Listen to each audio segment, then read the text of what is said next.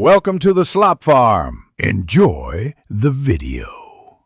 In this video, I will explain how to use Shopify for dropshipping. First, you'll want to select a profitable niche and research products that are currently in high demand. Next, create your Shopify store, choosing a professional theme that reflects your brand.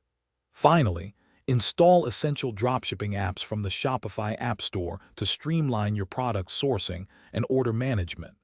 This foundational setup is crucial for a smooth start to your online business.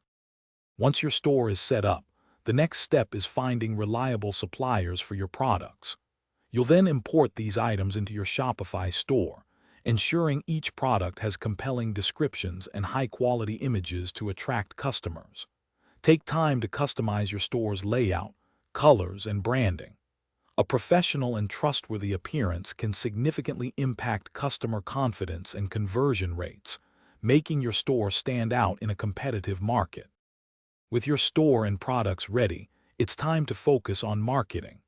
Develop a comprehensive strategy to reach your target audience, perhaps through social media advertising on platforms like Facebook or Instagram, or by optimizing for search engines.